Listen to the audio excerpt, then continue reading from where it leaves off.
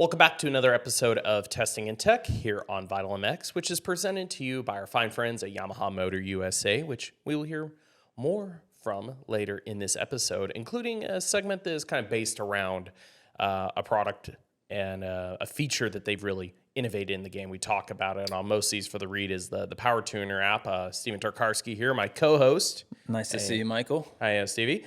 He actually wrote a feature this last week for the website about the Power Tuner app because, as we know, you spent quite a bit of time at Yamaha R&D, so you were with that product early on. So we're going to talk a little bit about that later in the show. But yeah, for this episode, we've got a mix of stuff about products, mix of stuff about opinions. As always, if you haven't watched this before, welcome. If this is your first time, myself, the content director here at Vital MX, Mike Lindsay, and Steven Tokarski, who is our product editor at large, sit here and talk about stuff we see on race team bikes, stuff we've tested, things that we've tried, stories we've got, and anything else related to testing and bikes and tech and all that good stuff in our Just sport. nerding out on dirt bikes. Trying to. My favorite thing. My favorite thing by far. Reason I literally got into this industry at this level was to keep riding bikes and try new stuff. Talking and dirt bikes. That's your key. Literally, that's the only thing I'm good at in the world. That's the only thing. No, that's not true. But I'm decent with for a camera. That's about it. We run out of talent extremely quickly, just like I run out of talent when I ride extremely quickly. You were riding good yesterday. You got some comments from some people. 3 sections at a time. Yeah, I could pump through 3 tabletops like a badass. Everything after that was bad. They were questioning who that was. They said, was that ML? I was questioning who the Cowie was chasing Jorge Prado yesterday. That was Moseman. No, that was you. It was Prado, you, then Mosey.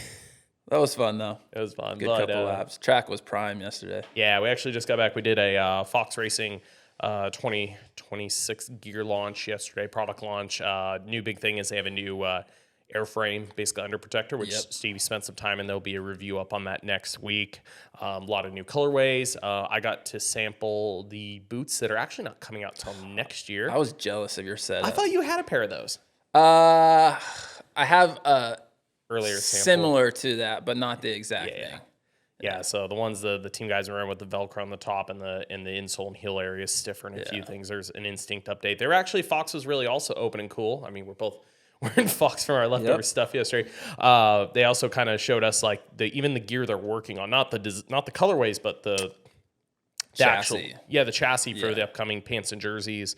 They wanted a lot of feedback on, which the one guy who's doing a lot of talking, Connor Olson, I've known him for a long time. Yeah, he's been back and forth between Fox and Alpine Stars a couple times. He started, Connor's legit pro himself. He goes and races a couple really nationals a year. He usually squeaks in, but he's a good dude, super likable, and he's moved into more of a pro. He used to be in sales, used to kill it as a regional sales guy, and now he's in product management, which that's really cool. So he's given a lot of really good input there, and I really like Connor, and I'm excited about that.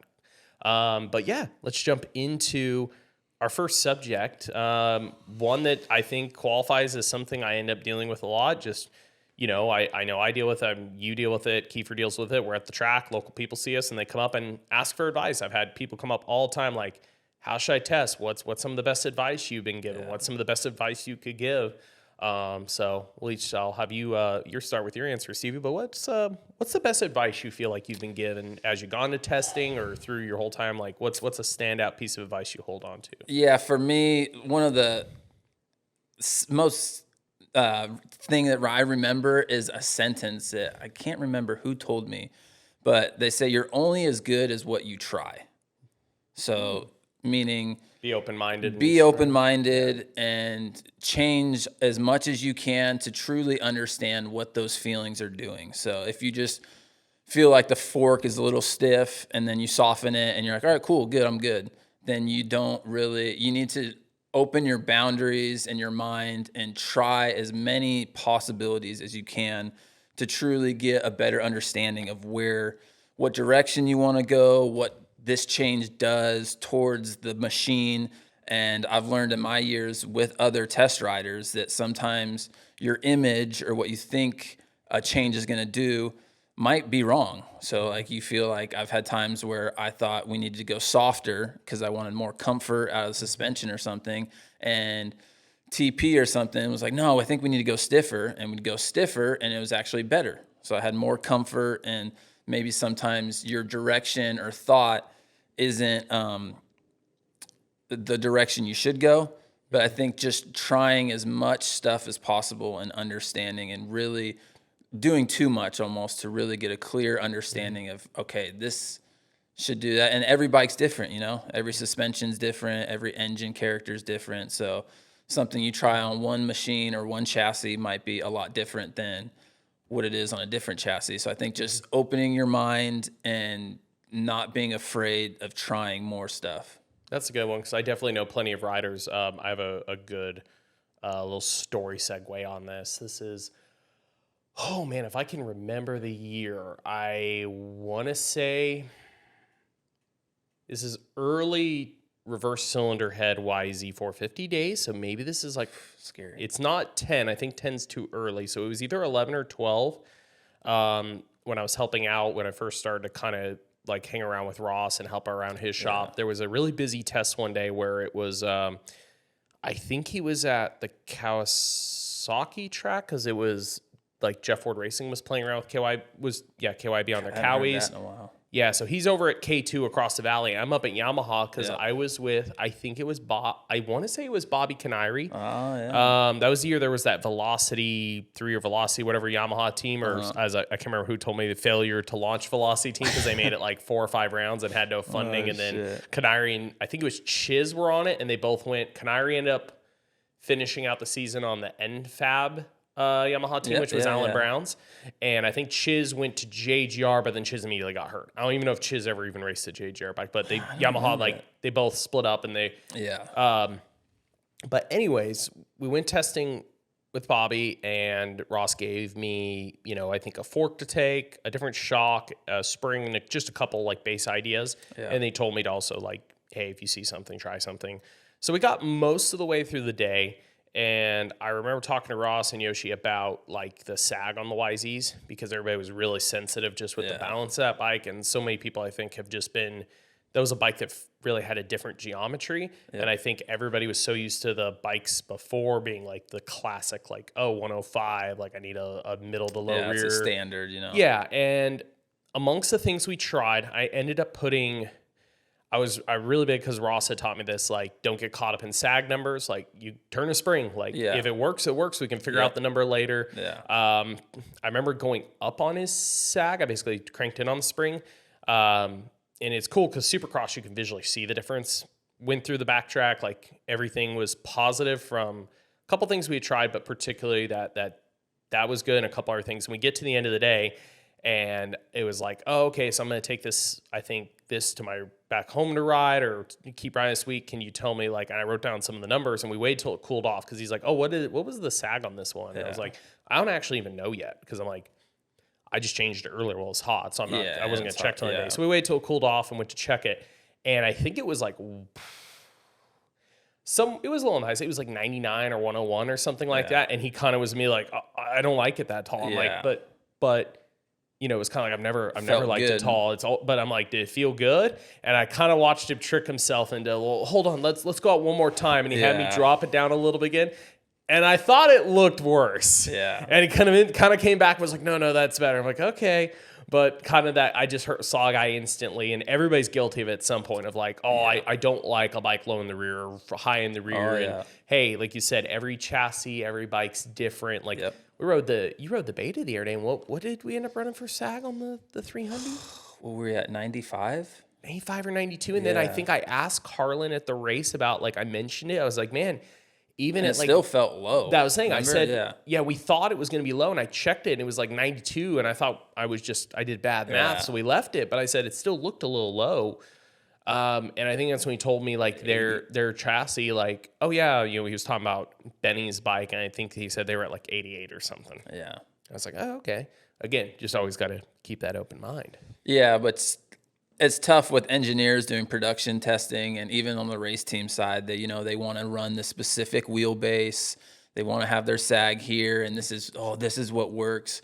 But I think you just have to cater to what the rider. It's tough though, because sometimes the rider will lead you down a wrong direction. So just trying everything, and then having notes, I think, is a huge thing. I got a big old notepad right here that I write down everything. I have an iPad that has 8 years of testing notes in there of every part and change we've done and every other rider's comments. And I think just having something to look back on, because you can't remember everything in your brain no matter what. So just coming back off the track, first impression, right off of your initial feeling, and then writing down some notes, and then keeping a good detailed direction of notes, and then looking back on that makes, I think, you can understand and start to learn, okay, this is what I want, this is what the bike does, and just experience, I think, is the biggest thing, and just keeping trying to do stuff. So my piece of advice falls into a similar category as yours, but the way it was termed to me, and again, I can't remember who gave me this. I know part of it was from Ross, but there was somebody that said this very directly to me. Don't be afraid to swing big. You can always go back. Yeah. And because I remember early on, I would do, just 1 or 2, 3 clicks used to be, I thought that was a big deal. And I think I was almost trying to challenge myself too much early on to I got to be able to tell the difference in the minor. And as I've caught myself later on, like you were saying, sometimes just not knowing, like whether it's a different bike or a different suspension system I have a lot of experience with, I've caught myself sometimes like truly going, okay, this isn't what I want, but I've usually pride myself on knowing what direction I want to go. And sometimes I'm like, okay, yeah, I actually have no clue what direction to go. I just know I'm not there right now. So then go, you know what? Okay, F it. Let's go 6 or 7 clicks stiffer on compression. Yeah. And then let's go the other way. So I'm saying 14, go back to 7+7, like do big the other direction, just to get an understanding of, like I said, especially if it's a new bike for me, I want to see how sensitive it is, like the entire, whether we're talking about just the fork, the chassis, everything, and just get, like, you learn sometimes something really drastic by going that direction. Like, you'll find a lot of bad by doing a big change sometimes, but you can also find, like, nuggets of good. And I tell guys that when they come to the track and they're like, yeah, I've been trying, like, they'll name off to me some stuff they try, and they're like, I want to click here, and I think it's better in this and this, and I can tell they just kind of don't know what direction they want to go, or where their comments are a little contradictory, because they're trying to be honest, but they're lost with it generally. Yeah. So I tell a lot of the same thing, like, hey, break out the notepad, go big, because they'll be like, should I go like a click more this way? I'm like, dude, go like 5 or 6. I see their eyes get all big. I'm like, it's not going to kill you. Yeah. It's not going to be that bad. Trust me. You can go full send right away. Don't go full send. Yeah. But I'm like, if you crank it one way really far, the other, it could feel really bad, but it's not going to just all of a sudden, the bike's not going to become a pogoing endo machine. So like, don't be afraid to do it, especially because it just teaches you a lot to learn about it. And it makes it'll teach you a lot more in a very quick amount of time in a day than spending weeks just going one at a time. Yeah. Even like during shootouts, when guys would come back in, most guys would come in and just give you a comment, and then there's some guys that are like, oh, I want 1 click of rebound. They know what they want. And I would never do 1 click for people. Yeah. I'd always do 2. And all right, you're good to go. Just because, like, even on a YZ, which, as you can feel a big difference, not a big difference, but a difference in a click or 2 of KYB suspension, I just feel like unless you're riding that same bike all day long and you're so dialed in and you're on a private test track day where the lines are staying the same, you're not going to be able to really notice 1 click. So I just always would go a little more for some guys, just so they could easily feel it. And then, it's just questioning too. Like, if having a good technician or engineer who will take your feedback or ask you more questions, and then understand exactly what you're trying to get. Yeah, I think helps out a lot. Yeah, especially for guys that don't really, they're not know how to explain maybe what the bike's doing, but they can tell you, oh, in this corner, I'm feeling this, so it makes it a little easier for you to try to help them out. Yeah. And I'm sure the same advice you've probably gone at some point. I feel like it's a very general, it sounds so basic, but I think everybody at some point has been guilty of this, is just be honest. Yep. Be honest, whether you're giving feedback to somebody. Don't say anything if you or don't to yourself. Know anything. The classic, if you don't feel anything. Yep. Sorry. Like, that's not the worst thing in the world. Like, if you don't feel, it's not a big deal. It either didn't really affect the situation, or like, especially if you're working with somebody and they do something. Because I've run into this where I'm just helping guys, like friends especially, I'll stay on trackside, like, hey, just give me 2 laps, just come back and give me raw feedback, and I'll just mess with stuff for you. I'll help you out. And they'll come back in. Sometimes they'll give me that, like, did you do anything or no? I'm like, why? And they'll be like, I didn't feel anything. Okay, no problem. Then we're either it was too minor of a change or it didn't affect anything that we're working on. Yeah. not a big deal. Yeah. What's the worst is when somebody comes back and you can tell they kind of, and they're like, well, I think right here, like you could see they're trying to dig a little bit. It's like, hey man, if there wasn't anything to say, don't worry about it. And being more simple and not giving too much feedback is also a better thing. Like if you feel a couple things, maybe it feels a little more bump absorption and better traction. Like just say those two things and don't try to overthink it or make it too complicated for the technician or whoever you're working with. Especially like with the Japanese, who English is their second language, you have to really simplify things to make sure that they're probably still not understanding maybe 70% of it, but just not leading people down the wrong direction with too much information. Sometimes just a couple words is easier and better for people to understand. Yeah, especially when you're just like going down the early road of direction, like especially when you start giving a lot of detail, like if you're still early in the process of something, it's like a lot of detail. It's like, okay, if we're near the finish line, like we're down to the nitty gritty of dialing in, like let's start nitpicking little things. But in the early process, like just big direction changes. So it's like good, bad. They said bump absorption is the balance. Just give me the 2 or 3 like bullet points really quick and let's keep moving, because you could find detail. Well, this is worse. This is bad. This is this. We're going to get way past that pretty quick in these early changes when you're getting base dialed in. Yeah. Yeah. And even just like, I would start with just suspension clickers, because you can do so much with just 5 different things, rebound, compression, high speed compression, sag, like just those 5, 6 categories. You could click around all day long. And then obviously whatever you change is going to affect something else on the bike, most likely. So, I mean, that would be the number one spot, because that's most people's complaint is all my suspension, Yeah. Oh, subject 2 for the day. A very, I don't want to say controversial one. It's just like an honest conversation I have as bikes have changed. I think most people buy a motocross bike and defaults are graphics.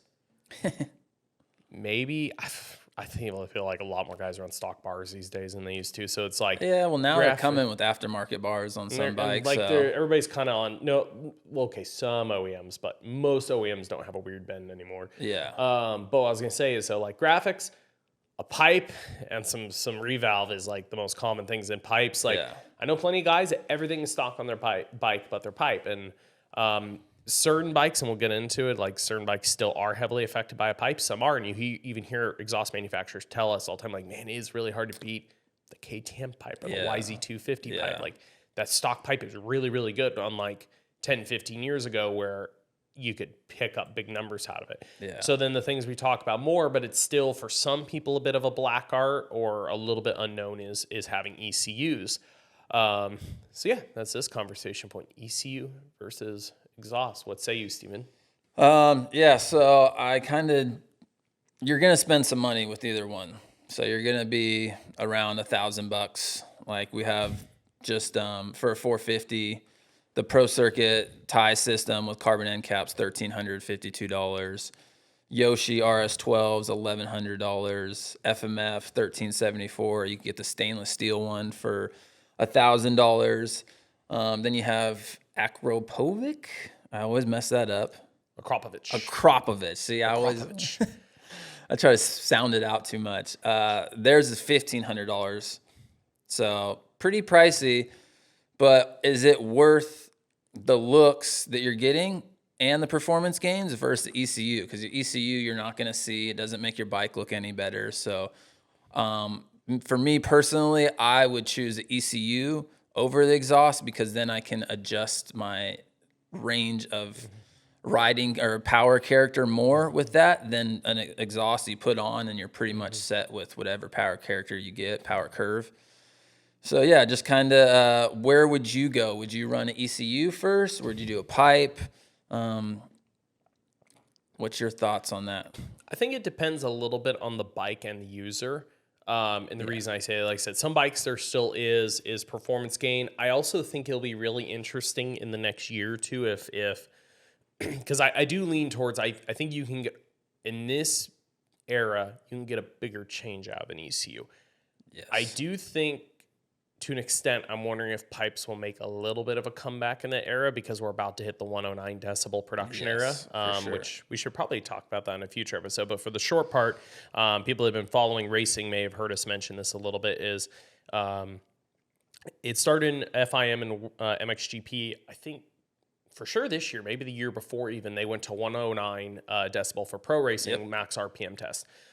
In the US, we've been at 114, and I won't get into it because I don't know enough about the science, but 5 decibels is a lot. Like, if you look at how decibels are read, it's not just like 1 decibel is the same amount per decibel down. It's a percentage base, and like 5 decibels is a big deal. With that, the AMA had adopted it. And when I ask, it's funny because everybody wants to instantly go, screw AMA, screw AMA, screw AMA, AMA. I've asked the guys at AMA Pro Racing, like, where the hell did this come from? And they all looked at me and goes, blame the OEMs. They don't want to build a world spec bike and a US spec bike. Yes. They're like, they instantly point the finger. They're like, this wasn't our decision. They're like, actually, it was supposed to. And they want to meet homologation, for sure. That's so the biggest thing. It was supposed to come into AMA Pro Racing next year. AMA called it off, and you have half the OEMs that are somewhat okay with it, and 2 or 3 I know that want to burn them to the ground right now because they've invested already to get to this point. But anyways, we started with the the 2026 YZ450 3 years ago, doing probably 2 years ago. But luckily that it worked out well for that machine because it's too fast. That's one of the main complaints of it. But during those tests, just being at the track, we rent tracks, right? So most of the time we have one guy on the track after initial first impressions where we ride different bikes. Then we start going down the rabbit hole of chasing settings and menu items for the bike, the prototype we're working on. And just listening to the new 450 versus the current 450, it's night and day difference. You're like, wow, that thing is quiet. And you wouldn't expect it with 5 dB, but it is a big difference. Well, I heard it. I think even when you were still Yamaha, like you and TP, I think brought one out one day. I remember hearing one GH, and then KTM's really big. They've been doing a lot of their sound testing publicly, so we see Mo out a lot. Yeah, that gas was so quiet. Yeah, it jumps on a Talladega and you barely can hear the thing. So I was saying with that is, like, we've experienced it a bit with a bike that's really responsive to a pipe right now is the KX450. And the KX450, I know a lot of people look at the new airbox in it in the pipe and be like, oh, it's because of sound. Well, I haven't double checked, but from my understanding is I still don't know if the Cowie actually passes 109. I think it's right above it. Right above it. I think it doesn't pass. But that bike is really responsive to an aftermarket pipe. And I'm not talking about an aftermarket pipe that's like brutally loud. I'm talking about still even like the Pro Circuit Ty6 Pro, that's the Pro regulated system, does really good on that bike. Yosh, which has a lot of screen and sound options for inserts when they give you their systems, because they want you to be able to pass pro racing, like theirs responds really well on that bike. So like, I'm kind of curious if pipes come back a little bit, because I think so. I think in the moment right now, it depends on the bike. I think, like I said, I think YZ250s are really hard to beat pipes. I think any of your KTM products, it's very hard to beat the stock pipe. Cowies, there's a bit on the table in both the 250 and the 450. Honda, because they've gone a little more restrictive, like there's a little bit left there. And then, like we all know, Yamaha's got all the power in the world, so it's more like, can the pipe help manipulate it? I think a pipe, of course, a lot of guys want to go that way because it looks cool for the money you're spending. Yep, for sure. And I think for somebody that really doesn't want to get in depth, because I think to get the best, like a pipe, what you spend your money on it is what you get. You know what you're getting. Yeah, simple to put on. An ECU is a little bit different, where yes, a Vortex and a Get, you can buy it and it has some pre-programmed maps if you just buy it off the shelf. Yeah. And most of the off-the-shelf maps I tested do have a noticeable difference, but they're also kind of like pipe. They're locked in a direction where you get your real value out of an ECU is when you work with somebody like Chad from XPR, you work with somebody like Jamie from Twisted, you work with somebody like, I think a Pop Your Get guys like the Takamoto guy, guys that are putting a lot of time into, hey, what are you running, what fuel, what altitudes, and they give you a bunch of maps to try, and where you start seeing the real benefit is like, okay, take a 450, you have a map in there that probably has a lot of free roll feel, like kind of gets you a lot less engine braking character. And that really can change how the bike rides for you.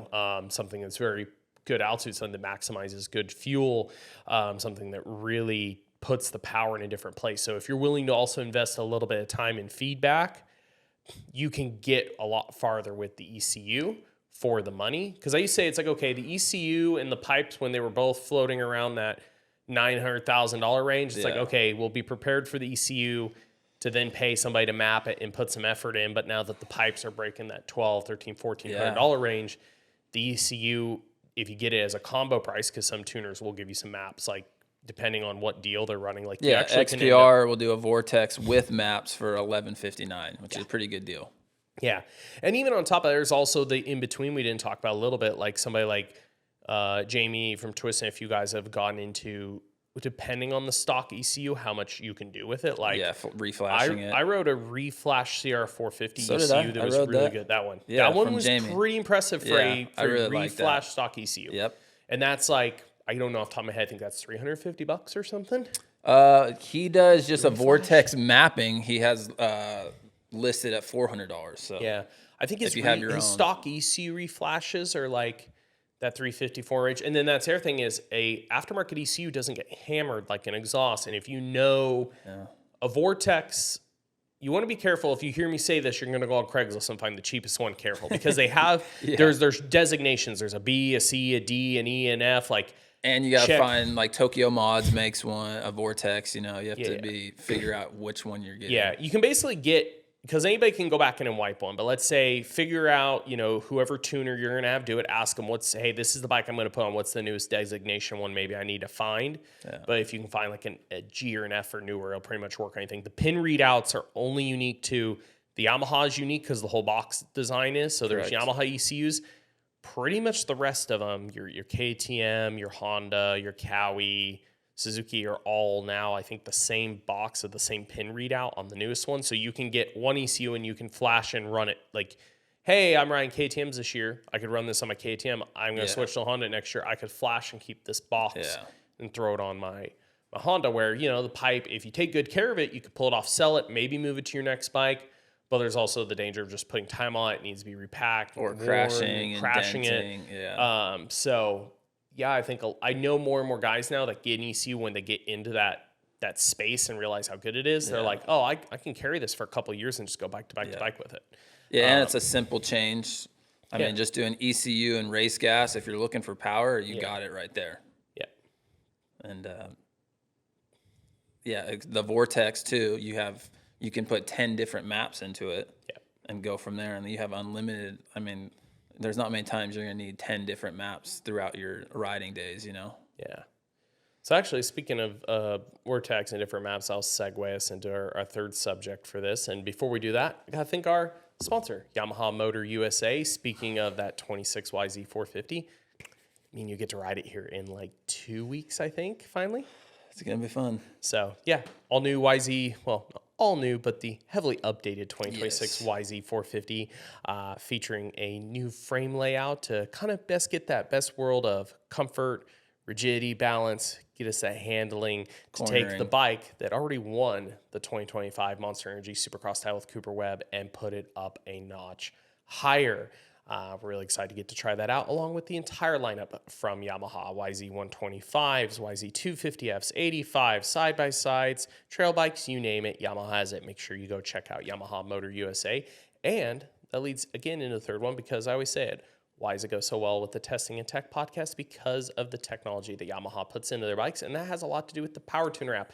That is the subject number 3 today, because you wrote an article about that this week, Stevie, and again, I laugh when you open the article. There's a little bit younger-faced Steven Tokarski holding the phone from 2018. I've been the power tuner. Well, we shot that in 2017. Yeah. But, I've been the power tuner hand for most of the last, 7-8 years. Your hand model, too? Yeah.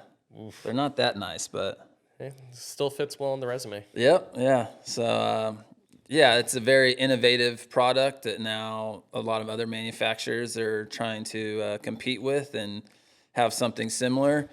And I think it's obviously the future of dirt bikes. And it's crazy to think that if you don't have an app for your bike now, you're kind of technologically behind. Like Honda and Suzuki are really the only ones that don't have something now.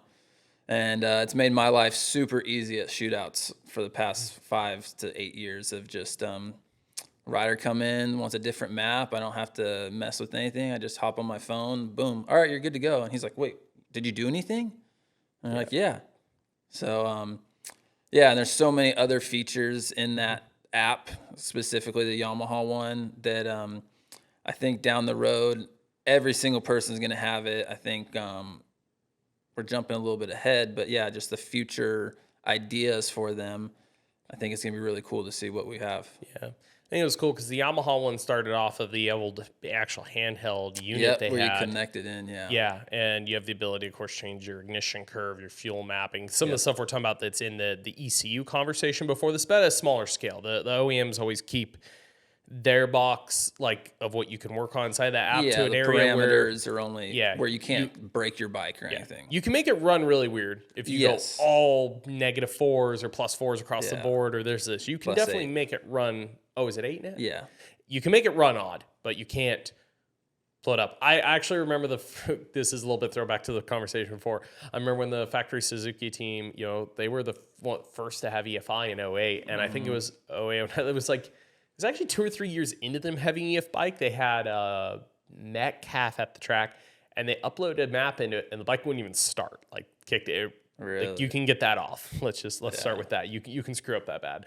So that is the nice part, because I see some guys that still there's people that have adopted the app, know it, love it, have used it a bunch. And there's people I talk to, they're still a little bit black arts with it. They're like, man, I don't know, I don't want to mess this thing up. So again, like you're saying, how when you've messed around with it, just even doing 1s and 2s here or there, what's a safe way for a user to get into it and get started? A non a way that shouldn't. How can you convince somebody that hasn't tried it, that has a Yamaha right now, that can go in and jump in and do that? I think first off is now that they have the slide bar where there's 6 or 7 pre-made maps already in there. I think that's the best way for someone who has no clue what they're doing. Takes away the graph and trying to add feel and ignition timing, which can be a little confusing if you don't know what you're doing. But I think just like I said, we're testing, just going out and trying different maps. There's 7 pre-made maps. There's a ton of pre-made maps on Yamaha's website that the testing guys have come up with in the years. And the famous TP map that has spent a lot of time winning shootouts and been a lot of time developed on those maps, but just trying stuff and then getting a direction. And okay, I really like the character of this controlled torque map that has better low RPM power. It's still torquey, but I want a little smoother up top. Okay, so let me try changing a little bit up top, or just trying more stuff so you understand what type of feeling you're trying to get out on the track. Yeah. I will say, talk about apps in general. Like I said, the Yamaha one is still the most in-depth in terms of the chart options if you actually want to go in and dial it out percentage-wise. Cowie came a little bit closer this year, but a couple, I've given them a hard time on a couple little things with theirs. One of the biggest is, I really enjoy about the Yamaha one is you can assign, light on, light off. So you have a map Very 1, map simple. 2 option, but you can assign whatever you want to either map. So if you're already okay, the stock map's not my favorite. I have this controlled torque. I have this linear torque. I have this free feeling map. I want to try those back to back. You can assign one to map 1 and the other to map 2 and go back and forth just between those 2 maps. Where the Cowie one, the light on, light off is just a variation of the one map. So you load a map and that's it. You can't go back to stock at that moment or things like that. KTM's kind of like that. You just have smooth and aggressive of what you're loading, basically. Yeah. So I do enjoy that Yamaha gives you, for somebody that wants to learn and wants to get into it, the Yamaha platform allows you to do that pretty easy. But in general, Yamaha, I will say, kind of took a little bit from, KTM's doesn't have the graph stuff, but they did the sliders. And the sliders really easy. You just have throttle response, more or less, engine braking, more or less, power, more or less, very simple for somebody to just go that, or there's a couple pre-picked ones. Yeah, I really enjoy KTM's app with the slide bar and especially for throttle response and engine brake. You can get that out of the Yamaha one through the graph, but you have to know, in my article, I explain kind of where those spots are on the graph. But the KTM one's just so simple to use and understand and just for a dumb dirt biker like we are, or like I am. It's very convenient and easy for me to use. Yeah. For anyone that's wondering if they want to read said article, if you're on YouTube, I will throw it into the description of this video. If you're listening to this on podcast platform, just head over to our site. If you do in the next couple of days, it should still be visible. If you're listening this weeks or months later, just basically Google search Yamaha power tuner app in detail. Vinyl Mags will pop up on a Google search, but Stevie spent quite a bit of time explaining all the functionality, what everything does, how to kind of go through it. I think some of the other cool things that are coming down the road with those apps. So like Yamaha introduced, like there was a lap timer function that has to do with the map button. KTM went a step farther. There's this part of their accessory unit that you buy that goes in the fender, but it's basically Lit Pro helped them develop. Yeah. So it's having Lit Pro built in the bike, but part of that is subscription based, I believe. And then, which, motocross guys don't like extra money. Nope. The $15 is like, I'm out. No, I was laughing the other day because somebody was bitching about the possibility of, I live like 7 minutes from Lake Elsewhere motocross track, and somebody's bitching about because there's a rumor that their pricing might be like $50 or $60 or something. Really? Yeah, they're putting a lot of effort into the facility. I've said this multiple times. I'll go on record saying this, and this may be a pre-banana comment from me, but I would not mind if a dirt bike track did charge more. I don't mind paying $45, $50, $55 to go ride. Yeah. If it's good. Yeah. If it's not, if the facility has enough tracks, I don't feel like I'm going to die on a vet track with 200 people or 150 people in 65s on a main track. And if it's prepped properly, I will spend the extra money. But I heard somebody goes, for the extra $15, I'll keep driving to Kihia. Well, that person's mentioned they live, like their location's pretty close to some of mine. It costs more than $15 extra to drive the hour. Yeah.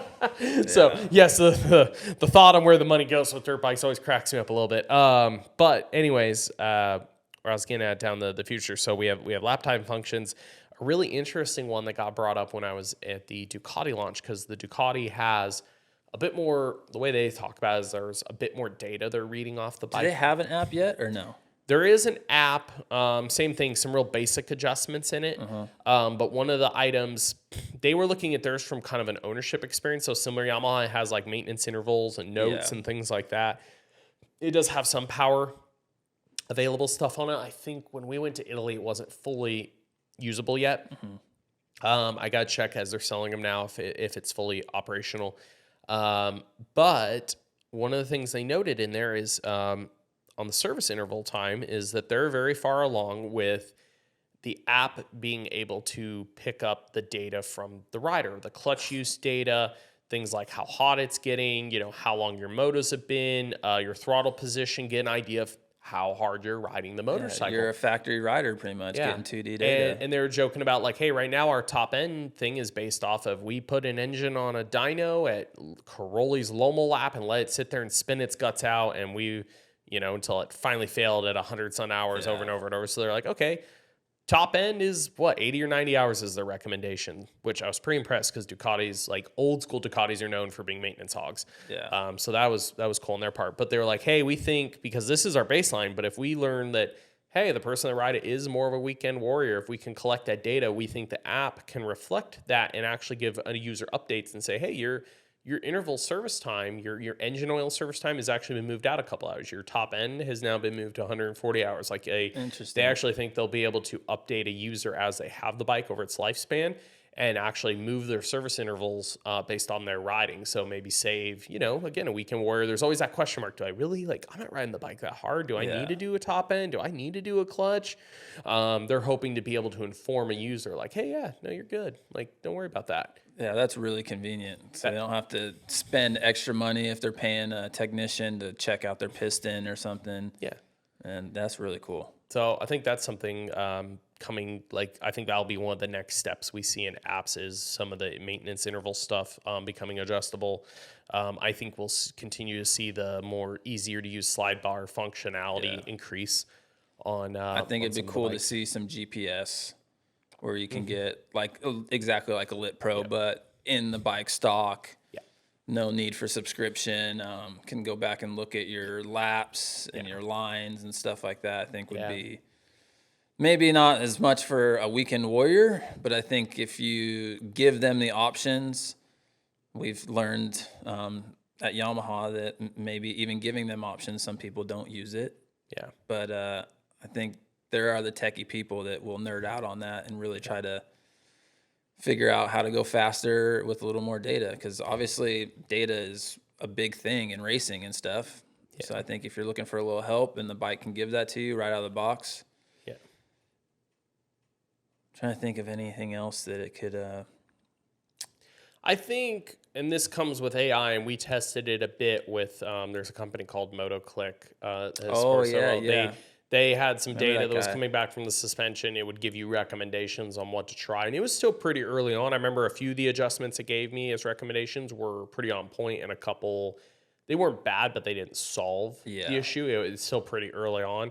But I think as we see the just massive increase in AI technology, I could see it also getting to the point that the recommendations could get better for riders. Because I still think like that was one that you mentioned on the Yamaha app. There's a whole library of what to try. Yeah, that's my main negative to that app. One of the only negatives for me is it's just so confusing, and it doesn't. You can just lose your mind going through these drop down maps of them trying. It's helpful, if you have no clue what you're doing, but it's still very confusing and overwhelming with how many different options, and it's not really explained that well in there, but it is a nice feature to. Yeah. I think it'd be super interesting, almost like it types like a chat, like if it, based on the data it sees of you riding, like if the bikes start collecting a little more data, even maybe on some suspension travel stuff, if you could almost like speaking note into it, like speaks a note in like you're in Chat GPT and be like, hey, it feels harsh here. Like I'm struggling with this. And it could go then calculate, look at your data and spit out, like start typing a response. Oh, you could try this. Option 1, try this. Option 2, try Struggle with that is money though. Yep. Yeah. All that cool techie stuff costs money. The app costs money, and that just raises the cost of bikes. And I was trying to explain to somebody that was hoping we were going to get electronically controlled suspension on motocross bikes like road race. And I know people that really think that's like within a year, like that is right around the corner. That's you know what? That is a subject also. I feel like every episode I say this. Great another subject we should get into. We'll do this on a future episode. Is why really advanced traction control and why electronically controlled suspension would actually be potentially crap on a motocross bike. And I have a comment on that because of traction control. I'll prelude that conversation. I don't think people realize how often we need the bike to spin the rear tire to adjust the direction. I rode a bike years ago with a very early, very heavily intrusive TC system. It was terrible. I couldn't turn the bike. It just stood up and goes straight everywhere. There's a lot of street bikes, getting a little off subject, but that have just too much electronics now. They have too much wheel spin, all this stuff, and it just doesn't make it fun to ride. It's like a rental car you get, and it has all the stuff, and you can't just go crazy anymore. Like my wife's new car, I start to change lane without my blinker, and it yanks me back into the lane because it's like, lane assist. I'm like, dude, I know what I'm doing. I'm driving like an idiot. Please just let me drive like this. Like, leave me alone. My wife loves it because I have to use a blinker now, but it's bullshit. I just want to be able to drift it and not even worry about any of this crap. I had a rental car earlier this year that had a way more sensitive than I expected. The whole, like, if it sees somebody in front of you slowing down. Beeping and stuff. Oh, my God. It almost threw me. Like, I'm not even close to this person. I'm 200-300 feet away from them still, and I am decelerating, and it caught them doing a little bit of it, like something scared them brake shop. I thought it was going to throw me through the windshield. It almost caused an accident behind me because same thing. I wasn't that close to the person behind me, wasn't expecting me to all of a sudden be slamming on. So I'm getting honked at. I'm like, not my fault. My car tried to kill all of us. My car tried to murder all of us. Pretty sure it was a Kia. Tried to murder all of us. Like, imagine having a rider assist where it keeps you in the rut. Like, you're late. Oh, hold on. You got to stay down in there. I think that would. I just want to get out of the rut. I want to change lines. I got to turn my blink. So maybe too much electronics. I know everyone wants to keep these bikes moving forward in the future, but I think, like you said, traction control could be worse, especially on a dirt bike. How you ride and slide off a lip of a jump or sliding through a flat corner. So on to our final subject for the day. Is one you had was it top? So top. So say you get a bike. It could be any bike, but you can only do 5 things. So say you have all 10 manufacturers' bikes. We're getting close to 10, but not exactly 10. And there's 5 parts you can put on the bike, but you have to do it to every bike. What are your 5 main things that you would go through? I will start and give you time to think. So like we said earlier, my number one thing I think I would put on, especially a 4-stroke, we're talking a 4-stroke now, not 2 strokes, would be ECU. Like for me, there's so a wide variety of engine character and power you can get. You can put less power, more power. I think for me, it's an easy change that affects one of the biggest parts of the bike that a lot of people can feel is engine power. Number 2 is suspension. Very simple, but that's something that I personally, maybe not on some bikes. Like a couple years, the YZ suspension was unreal out of the box. And even with clickers, you can change it and get happy. But I think overall, I would for sure add suspension to my bike. There's a lot of bikes, just like riding that 350 with the WP stuff. Fuck, that was good. Yeah. And then I started getting into some those were like, okay, I got those 2 things. But then I'm like, what do I really need or prefer on a bike? And it's dumb, but I'd put grips on a bike, especially some of these bikes with the stock grips. Like riding the new Cowie yesterday, that now they have the ODI grips. I never used to notice it much because I rode stock YZ grips for every day, every test. And I was like, these guys are crazy. But once you actually ride nice grips more often, you don't want to ride those shitty grips. So I would go full waffle, and then cut the waffle off half waffle trim, which I loved on that gas. I was very surprised. I saw Malcolm, like Eli's been a long believer in that. Yeah, he's had them for a long time. More guys have been going that direction. Yeah.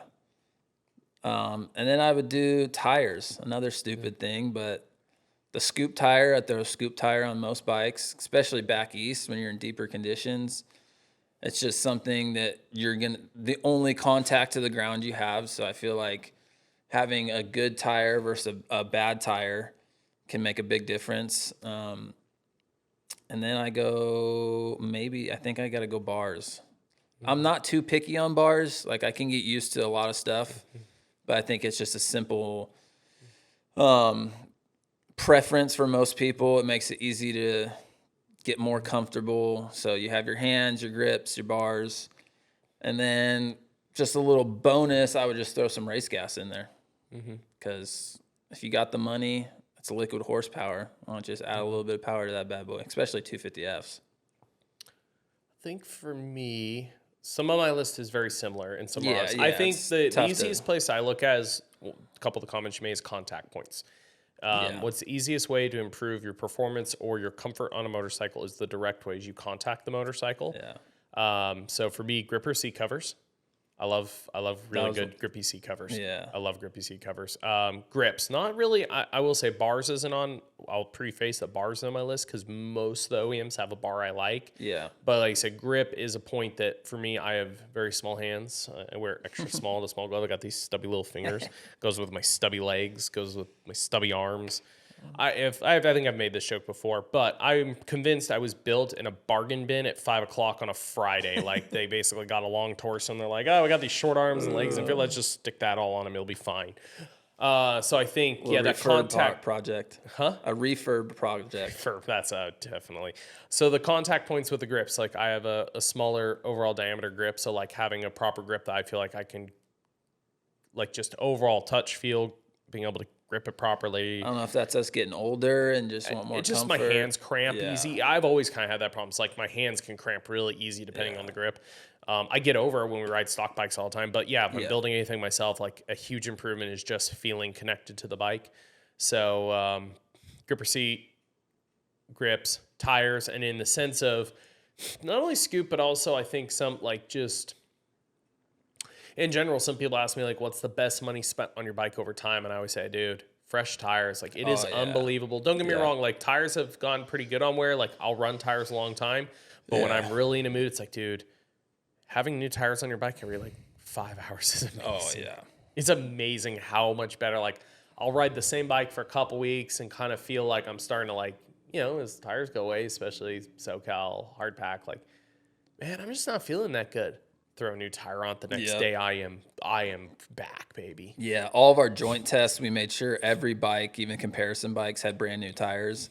And then when we do media break-in bikes, so obviously before the media get bikes, the manufacturers will ride them for an hour and a half, change plastics, tires, and then re-clean it up, put all new plastics so it looks brand new. But dude, we would run some shot tires that were just blown out. Yeah. And TP would get so mad sometimes because he's like, I'm going to fucking die out here on these tires. Like, this is so stupid. We have tires. What are we doing? And yeah, it is a big difference from a fresh knobby to a blown out tire, especially on conditions out here in the summer and stuff when it's dry. Yeah, especially for me, like each person is different, but I've talked about more of a rear tire, rear steer kind of guy. Like a fresh, don't get me wrong, a fresh front's nice, but a fresh rear to me is like all the confidence in the world. Yeah. I can run fronts longer and I can run. I mean, everybody always runs fronts longer, but I feel like I can get away with fronts for an even more extended long period of time and be okay. But rears, it kills how I ride a motorcycle. Yeah. Especially if you're more of a rear steering rider too. Yeah. You can get away with the front for a long time. Similar comment. This is not on my 5 list because I do not use clutch hardly at all. Yeah. I am all even on 250. Yeah, I shift like a mother. So you're two-stroking it. I shift so much. Are you in first gear? I use. You know what? I mean, earlier days first, yes, I would use first gear, but not anymore. But I mean, I'll row through gears a lot more. I'd rather move through the power range than try to use the clutch. But if you do use the clutch, just put fresh clutches in the bike. Same thing as the tires. It's amazing how good it is. So my list right now is still it's grips, gripper seat cover, tires, spring rates. Not as much even suspension, like thinking revalve, because I get it for some people to budget, like, and especially I think we're more and more gone the days of your buddy that does suspension out of his garage that's pretty good, and you throw him $500 and you get a revalve or e-spring. Like, I get it. And I get it for the shops. Rent's gone up, labor's gone up, oil's gone up, parts have gone up. It's hard to get a cheap revalve anymore. And usually, and some of the suspension has like, to really get a big difference, you got to run this different piston or this different cartridge piece or that. And then it's like, okay, also my bill's $1,200, $1,500. I get it. And it can be a risk sometimes. A little bit. I do getting respect a suspension setting that you might not like as much as a stock if you just put a spring rate in it. Yeah, but I also do respect, like, if we're talking about the big names, the Race Tech, the FCs, the Enzos, they stand by. If you basically wrote the first time, like, man, this is just not it, they take care of you. Yeah. But and also, I always joke about this as I've gone thicker in life, of course, is I used to be more in the range of what the OEM was set up for. As I've gone outside of it, it recognized more and more like, hey, if you're outside of the window of what the bike was developed for, spring rate can be night and day. It can literally for me be 2-3 seconds a lap. Actually, something that taught me that I should have realized this more back in the day is the first or second year after Suzuki updated their 250F last, so 2019. So it's either the 2019 or 2020 shootout. Oh, with the stiff. Yeah, because they've got a 5.0 in the front, a 5.4, 5.6 rear. They have the same spring rates from their 450. We did that shootout that year at Milestone. It's like 2 o'clock in the afternoon, just potholes everywhere on the track, very skatey. All the other 250s in the test, I was within, from my best to worst lap time on the bikes was maybe a 1 to 1.3 second range. And then the Suzuki was trailing the worst time by another second and a half. And I rode it in like, what was weird is there was the big, like, kind of camelback tabletop in the back corner that was right out of the corner. I could get it easier on the Suzuki than the Coyote time. Like, the motor had good torque, like short shifting it. But I just couldn't push anywhere. Any of the faster corners of front would skate out so bad. And always with shootouts, I'm like, hey, you can't change those parts. But one of the guys from, I think it was Wageman at the time, was like, hey. I remember that. Because I tried that bike. I brought forks and shock. I know you can't run it. Do you want to try these for just a lap or two? I'm like, I'll give you feedback. And all they were was one spring rate down, front and rear, on the same setting. Nothing adjusted. Threw them on. I went out, and I went from trailing a second and a half to my lap time jumped. Like, it jumped to like 4th or 5th. I'm like, it jumped into competitive range in one warm-up lap. I was already there. Yeah, I tried both those settings at Paris one day. And I have a theory on that so these manufacturers have a lot of durability tests that they have to pass before production. And one of them, I don't know for sure if Suzuki does, but there is a drop test where they drop the bike from a certain amount of distance and they have to drop it 1,000 times in an hour or something and make sure no parts break and stuff like that. Yeah. So my theory is I believe Suzuki couldn't pass that drop test setting with the lower spring rate. And so the cheapest, easiest, quickest way to fix that was just throw a different spring rate in it and call it good. No more development, no more trying to fix the broken whatever, if there was a broken part. Yeah. So that's kind of my image of why that went. Because I don't think Wageman was testing with them at that time, and he's like, dude, no one wanted this setting. I think because Taylor helped. One of his other comments of partially maybe how they ended up there was they were and I don't know if it was from the prior bike, but one of their development goals was level under, like very much like bike level, no can't dive. And I think that they had like Glenn Helen and more on the Japanese test side, they had somewhere where it was like they had a couple of their riders complaining about diving, and they got like hyper focused on bike couldn't dive, and they couldn't, without drastically gutting the setting, they couldn't change it last minute. So like also I heard that was one of them, like they just threw spring rate at it, fixed it, and they got stuck on that, and that was like their magic cure, but it cost them everywhere. Yeah. But that was one of my first time. I was like, okay, like being off a spring rate can't be that bad. And then it's always easier. It could hurt you in the end, but like it's always better. Not better.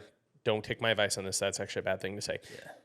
It isn't always better to be on too soft of a rate, but it is definitely more manageable. Well, yeah, being on too stiff. You took the words out of my mouth. Like I believe for a production setting, it is a little better to be on the softer side than the stiffer side. Because look at the Cowie 450 for 4 or 5 years. That front fork was soft. Yeah. But say that thing, they went 2 spring rates higher and it was too stiff and harsh, they wouldn't have won as many shootouts as they did. So my comment to that is if your average 250 is developed for like 140, 150 pound rider or something like that, and you got maybe a little more, but you got a kid that's moving up 120 pounds. Yeah. If you're not taking it super serious, but dad's like, hey, like just run it, and they're running the bike very, very stock, I would still say like, hey, your kid may not know the difference, but man, being up on spring rate is chattery. He's a small kid.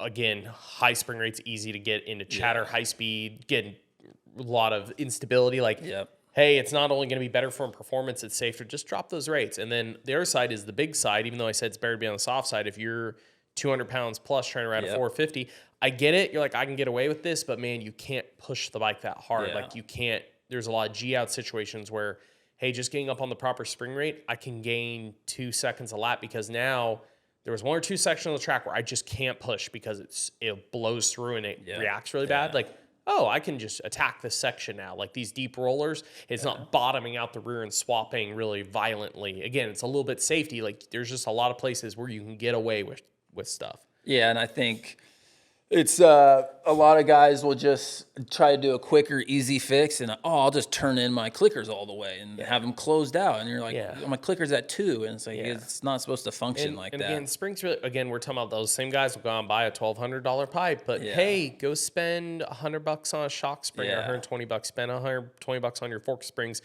Anybody, if you really want to, can change a shock spring at home with a vise. Yeah, you can figure it out. YouTube it. Forks, I understand, are a little more complicated. You need 1 or 2 special tools, but But even then, it's pretty simple. Find the guy at the local shop who probably can still at least change your fork springs for you. And but I mean, if you're mechanically inclined at all, go on YouTube. You can literally get a fork. I learned tool. everything on YouTube. Yeah, learn how to use cameras. Learn how to edit audio. Learn how to do podcasts. Yeah, all YouTube.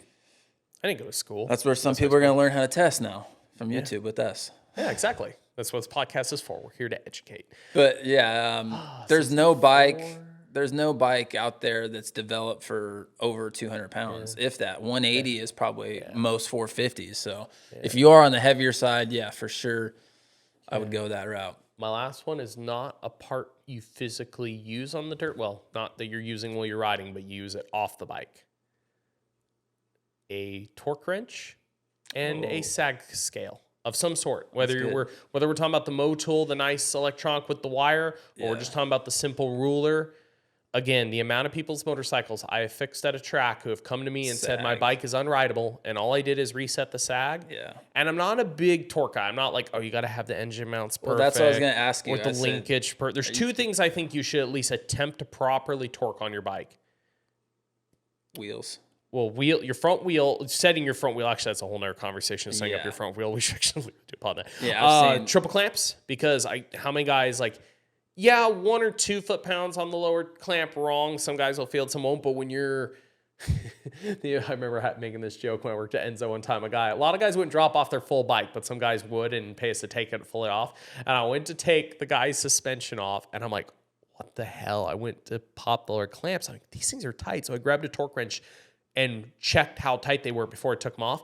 And if they're recommending, most brands are 16, 18 foot-pounds of torque. For the lowers. Forks? Oh, lower. Yeah, 19. Lower clamp. 19. YZ is 21 yeah. both. KTM's low. 16. KTM's like 13 newton meters. Well, a lot of their stuff's low. Like their rear, the rear is 80 newton meters, and like a YZ is 135. Yeah. And a Honda is 128. Like it's so, just a big difference. And we're not talking about, there are a couple are like, I've checked people's that are like, oh my God, their clamps are at like 30 foot-pounds. You take on the bushings or demo, and you can actually see the wear inside the tube. It's like, the lower tube has to pass this, and you're crimping it. And he'll say on the sheet, mid-stroke harshness. I'm like, literally, if we set the guy sag and just torque the triple clamps, they'll probably think we're geniuses. Yeah. So torquing the simples like those, just the thing. The other one is, actually, I have noticed a difference in half-ass at least trying to get your shock and linkage correct. The classic, because I've noticed it with sag numbers even, is you see all the team guys do at least have a rider set on it, or at least compress the rear, break everything loose and tighten it. That goes actually a long ways, especially as the shock wears in, the bolts wear in, and the bushings, to keeping consistent sag by setting all that under load and torquing it. Keeps the linkage at least consistent. Some of that stuff, like, again, I'm not saying you have to be on, like, or I tell guys, like, dude, go to Harbor Freight and buy the $12 torque wrench. Yeah, it might be 1 or 2 foot-pounds off. You got to spend the money, get the Tanichi. Get the Tanichi. Those are so nice. They are nice. But what I'm telling guys is, like, hey, I'm not going to sit here and argue that 1 foot-pound torque of it being off by being a cheaper wrench is going to make or break your riding. Yeah. But being 20 foot-pounds off is going to make or break how this stuff works. So that, plus setting the sag proper, I've just done that for guys. Like, I used to always do sag, and now I've really gone into checking the clamp one, and I'll just do that basic, and guys will come back and be like, oh my God, this bike is so good now. Well, yeah, there's definitely linkage, wheels. There's a lot of stuff that obviously, like side plates and shrouds, that most people don't. Like I never did, but then TP was over there. Every shroud bolt, he's at 10 newton meters or 12. He's like, tick, tick, tick, tick, just because he's like, hey, I know that's what it's supposed to be, and it gives you a sense of comfort knowing you have it where it's supposed to be, and if something happens, it's not your fault.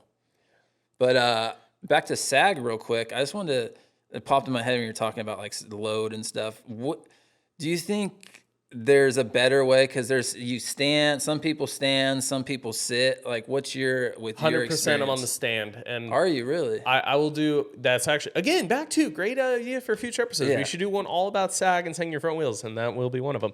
I'm 100% because I've tested it. I think it's different for somebody that does all the time, a test rider, or somebody that is very in tune with the bike they're on, is very in tune with checking it, that actually can't sit in the same spot. Like the other day, me and you checked sag on that gas, and even the whole flat ground thing. The first time we went to check it, you were not, it was pretty minor. You were slightly downhill with the front tire, and I moved you to flat, and we were 8 millimeter difference on your sag. Yep. So like, make sure you're on level ground. So guys that don't do it all the time, they don't know where to sit or what it should be. Oh, should I be level with the foot pegs, this or that? Or they like lean a lot. Like, hey, if you stand on the bike with your hands by your waist and you don't grip the bike with your knees, if you just stand, your pressure is in the same spot every time. It's through the pegs. But what if your feet aren't in the same spot? Like the way if you're on your toes or you're on your heels. I haven't tested that. You got to make sure if you have like sit a long right foot, on this certain spot. Yeah. I would just try to stand center foot and just stand on the pegs and don't touch. Because even if you're sitting and you have your hands in bars, if somebody like leans farther forward or back, that affects it. I'm personally a big fan of the standing because I think it's one of the most, for that, especially when you're running through a bunch of guys or running, like changing a bunch of bike, it's one of the most default ways, especially when I'm helping somebody I've never worked with, and I don't know if I recheck them if they're going to sit in the same spot, and I also don't want to put the effort into making like. Yeah, I always would line people up at shootouts. Yeah. Like if I see they're sitting way far back or too far forward. Yeah. But I could tell, like, because there's a lot of guys that would stand up, and I would I like to have them sit down. That's what I've done. And there was a difference, though. Like, they'd be at, say, 105 standing up, and then they'd sit down and be at 102. Or, 107. They'd be lower. They're always a little bit lower when they sit down with just a little weight on the seat. Yeah.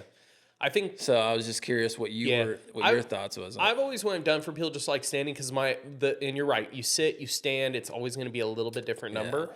And how I've always said with sag number doesn't matter until you know what you like. Sag number is it is not irrelevant. You have to have a base point, but to me, sag number is irrelevant for the most part until you've found something you're happy with. I don't care if it's 100. I don't care if it's different 110. bikes. Different bikes like different. So you can't just throw 105 at every bike and be like, oh yeah, we're good.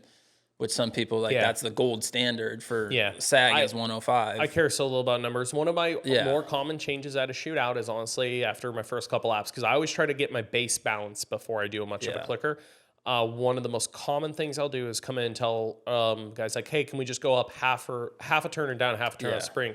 And some guys, no, like, oh yeah, we're just doing it. And I've had a few guys, oh, you want to you don't think the sag is good? I'm like, no, it's just a sensation. Yeah. And they're like, well, it's hot. We can't I don't want to check. I don't care. It's just feeling. Like, we can figure out what that is later. I'm looking for some balance. Some of those guys are a little too sensitive about the bike and stuff. I was there at the beginning, and then I just, whatever you guys want to do to make them happy, you got to do, you know? So to answer your question,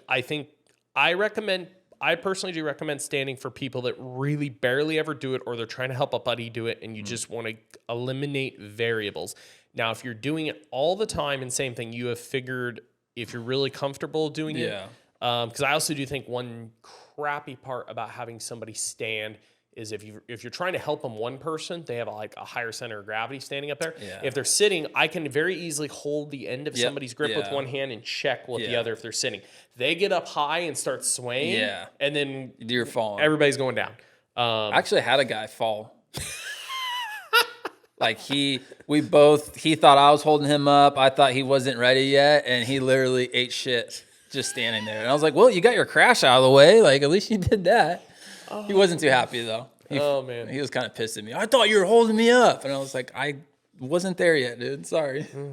Well, clearly not. Yeah. Anyways, but actually I got a couple more than that. We could keep going, but we have more episodes for that. As always, thanks for joining us here on the Tech and Testing Podcast at Vital MX. It says every time, if you're not subscribed, well, why the hell not? If you don't go to vitalmx.com, why the hell are you even listening to us? No, I'm kidding. I appreciate your listens. Check out more of our content on Vital MX.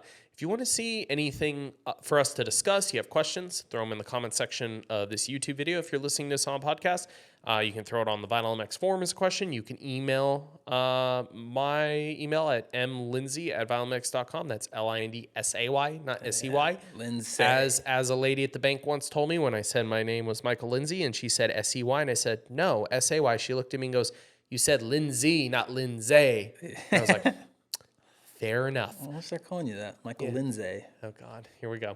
Michael Lindsay at vitalmx.com. You can send questions for myself or Stevie on there, or anything you want to hear us talk about. Again, as always, thanks for watching. Subscribe, like, comment, all the good stuff, and we'll catch you on the next one.